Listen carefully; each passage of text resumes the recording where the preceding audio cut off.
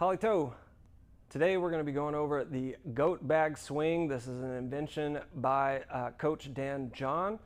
It is a wonderful way to begin teaching the hinge being that move where we push our hips back, our spines are long, and the knees do not go forward. Our shins stay totally vertical as we go. It is for developing this powerful lumbopelvic hip complex, the hamstrings connecting to the glutes, connecting to our back, and driving as we stand up. So this is the hinge movement. We find that it's missing from the vast majority of people's movement vocabulary. And so the goat bag swing has been a really wonderful way to safely teach that movement before moving into the bigger and better and brighter and more exciting movements like the deadlift and the kettlebell swings and cleans and snatches and all of those fun things that we like to do. We have to have good integrity in the movement first. And here's how we learn it. So the original goat bag swing is taught with a kettlebell.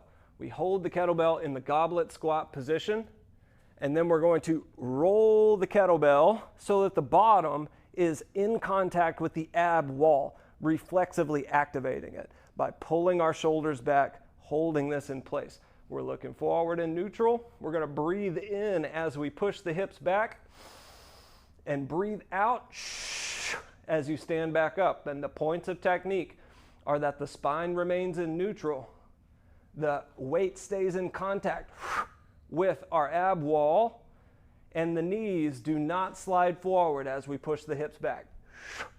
Inhaling as we fold, exhaling as we lift. Now, I have also loaded this with any kind of medicine ball. I really like these ones with the handles.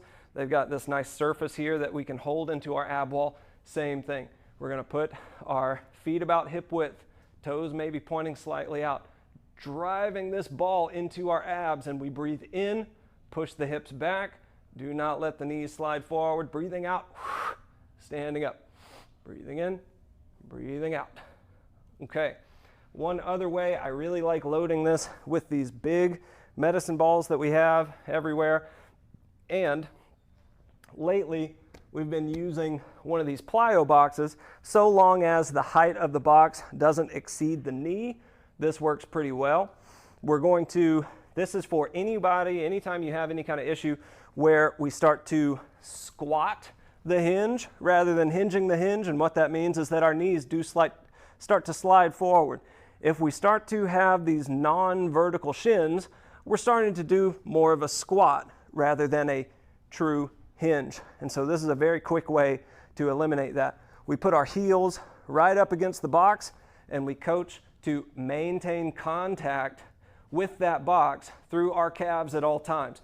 This very quickly gives people an instant cue, instant feedback. When they lose contact with the box, with their calves, they know that they're starting to squat the hinge. However you load it, this is a wonderful way to learn it. Inhaling as we fold, keeping the calves in contact with the box. Exhaling as we stand up.